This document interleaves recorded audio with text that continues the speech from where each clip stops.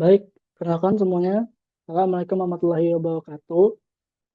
Jadi, perkenalkan, nama saya Muhammad Satrio Dewi Caksono dengan NIM 667023011116. Jadi, berdirinya saya di sini, saya ingin mempresentasikan terkait jurnal yang saya dan kawan-kawan saya ataupun rekan-rekan saya itu buatkan, gitu. Yang dimana presentasi ini juga menjadi salah satu bentuk untuk bisa menempuh mata kuliah politik pemerintahan Asia Tenggara gitu. Terlebih lagi untuk ujian akhir semester.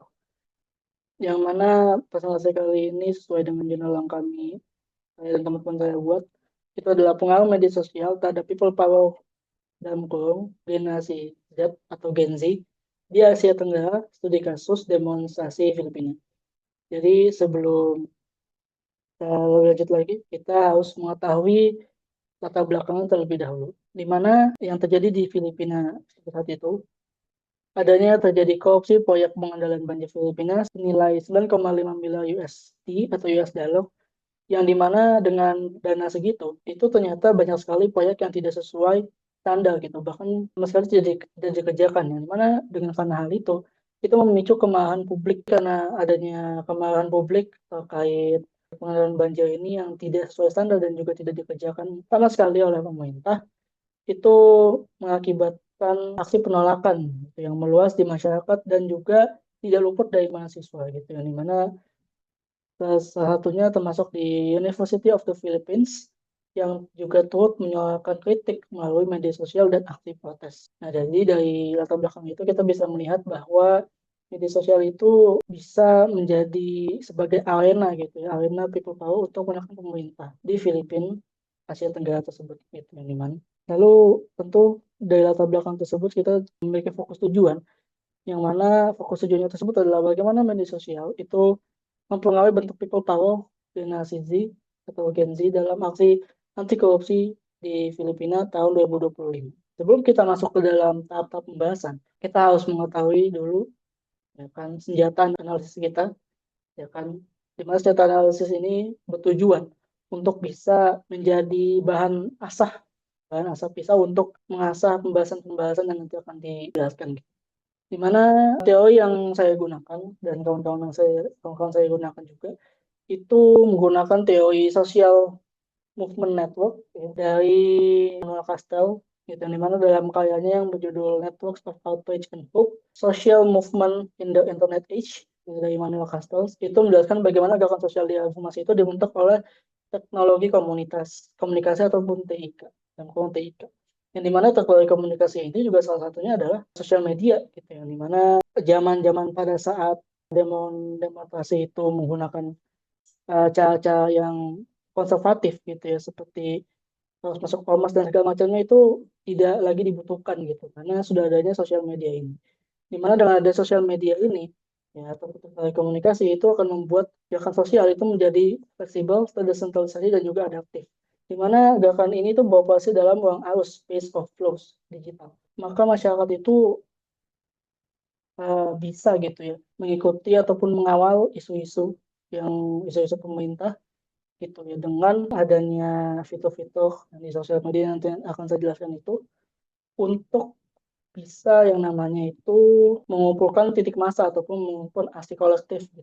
Yang dimana ini tentu itu mengubah cara manusia bersosialisasi, bekerja dan berpolitik dalam masyarakat dengan atau network society yang berbasis informasi. Kita akan lanjut ke dalam skandal proyek banjir Filipina. Kalau kita lihat di gambar sini teman-teman, ini adalah presiden di Filipina tahun 2022 yaitu Marcos Junior, yang dimana pada saat itu ada 9.855 proyek banjir yang banyaknya itu tidak sesuai standar, bahkan itu tidak dikerjakan. Walaupun memang sebelum 2022 itu proyek itu telah terlaksana terlebih dahulu. Gitu, yang dimana 9.855 proyek banjir ini dengan dana 9,8 miliar USD itu tentu tidak sesuai ya teman-teman. Maksudnya dengan dana sebesar itu dan juga kan mata kurs uang dolar jika kita konversikan kepada dalam mata uang Filipina itu kan mata uang Filipina itu tidak sebesar itu. Jadi tentu dengan kursnya kita kalkulasikan dengan uh, harga apa dana Filipina itu ke dana USD itu tentu tidak sebanding lah dengan 9.855 ini, karena pajak bajakan dana itu sangat besar sekali teman-teman. Lalu juga dari mantan insinyur pemerintahnya sendiri itu beliau itu buka suara gitu kalau misalnya memang minimal itu ada 25% anggaran itu mengalir untuk suap gitu kepada elit politik yang ada di Filipina sana. Yang mana itu juga elit politik itu yang merupakan politisi, kontraktor hingga insinyur pemerintah. Sehingga dengan adanya isu-isu seperti ini itu tentu akan mendorongnya muncul aksi massa kolektif publik gitu. Maka terjadinya mobilisasi aksi massa gitu yang dimana demo pada saat Filipina itu ada berlangsung seminggu ataupun 7 hari. Dari yang lebih tepatnya dari tanggal 15 sampai 21 September di tahun 2025. Di Filipina itu terjadi di kota-kota besar seperti Manila, Cebu, dan Quezon City. Yang puncaknya itu adalah pada saat Billion People March yang digelar juga pada saat 21 September, di mana tanggal 21 September itu juga bertepatan dengan simbol yang menggunakan itu pada Dawat Militer tahun 1972. Gitu, yang dimana fakta-fakta militer, Dawat Militer itu membuat apa ya, bisa bilang pada saat itu tentulah seperti yang digambar bisa kita lihat teman-teman kalau misalnya banyak sekali massa yang berkumpul di sini selain dari demonstrasi terkait proyek banjir tersebut yang tidak sesuai dengan dana yang didapatkan atau yang dikumpulkan ataupun dilakukan. Lalu ada isu suap 25% itu, ya kan, dan juga bertepatan lagi dengan tanggal 21 September. Ya, ternyata itu ada uh, masa trauma kolektif dari rakyat gitu ya. Dimana itu ada dalam militer, itu tentu akan membuat trauma kolektif lah untuk masyarakat, sehingga tentu ini akan membuat masyarakat itu sangat-sangat ingin mengkritik lah dan juga ingin melakukan aksi massal gitu. Oleh karena itu, justru di sini sosial media itu memiliki peran yang sangat cukup penting dan cukup sosial gitu, yang dimana media sosial itu juga mempermudah penyebaran informasi dugaan konflik itu secara cepat dan luas gitu ya, dengan adanya networking atau dengan adanya apa namanya, jaringan, itu pasti akan bisa terkonek gitu terhadap orang-orang yang memang menggunakan sosial media dan sudah pasti itu akan sangat banyak, di mana fitur-fitur sosial media juga seperti grup, event, live stream, dan hashtag itu juga memungkinkan koordinasi aksi secara real time tanpa organisasi formal. Jadi kan mau apapun itu kualifikasinya, mau apapun itu klasifikasi rakyatnya, mau apapun itu kastanya, kelasnya, etnis, dan segala macam itu tidak berlaku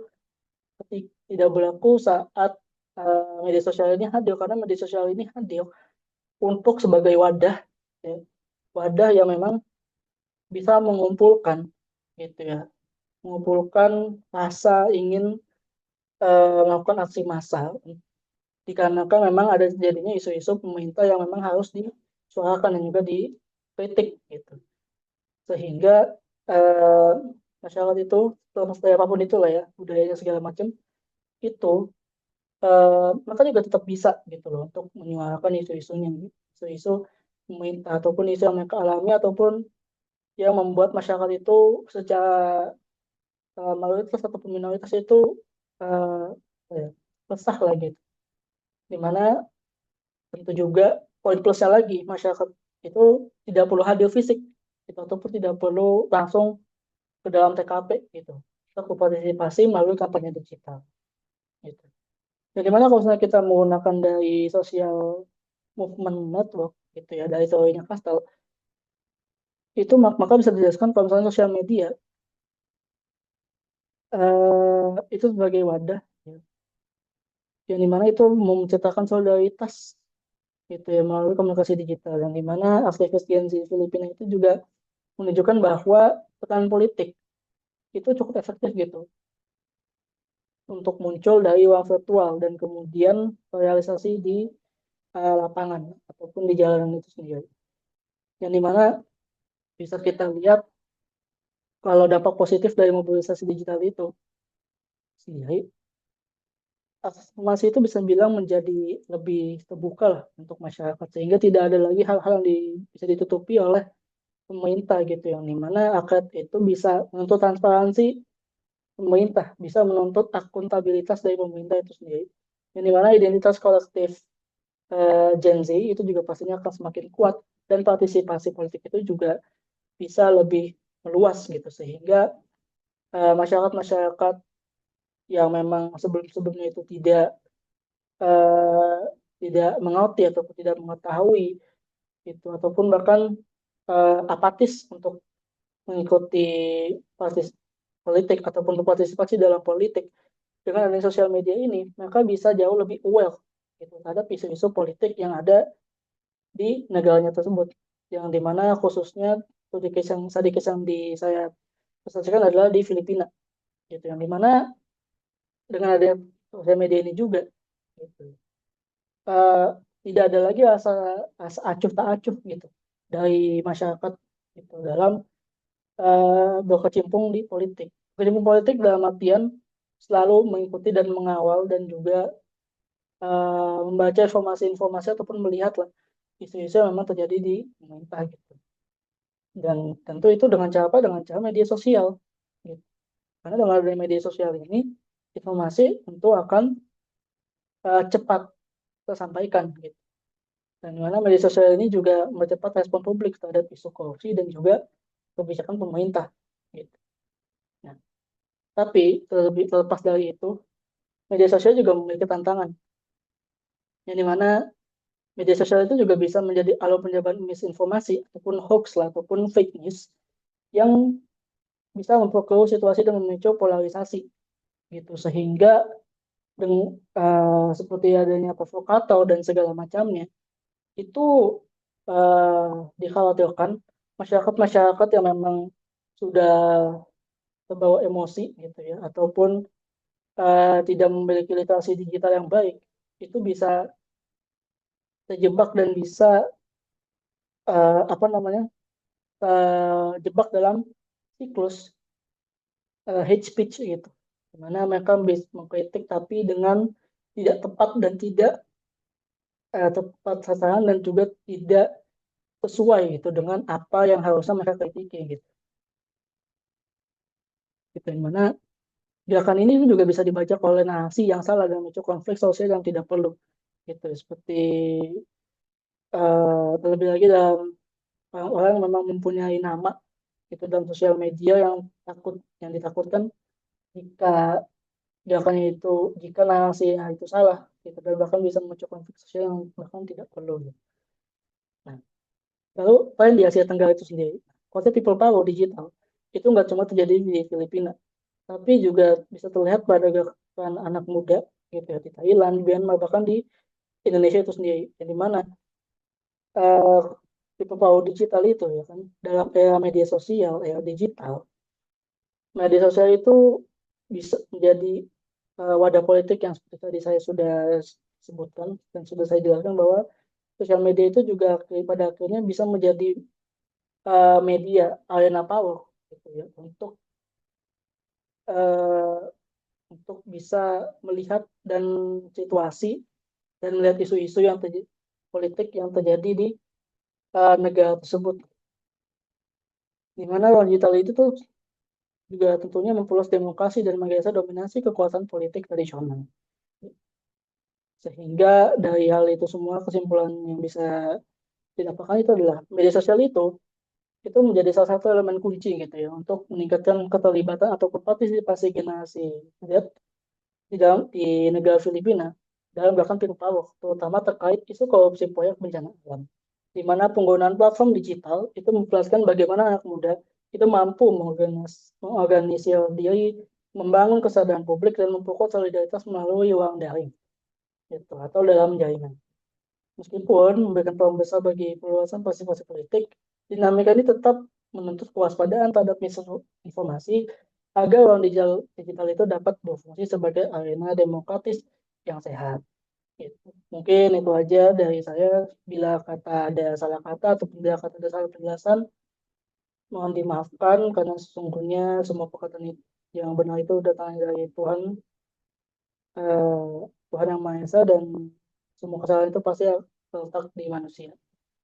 Mungkin itu saja. Wabillahi taufiq wal hidayah. Wassalamualaikum warahmatullahi wabarakatuh.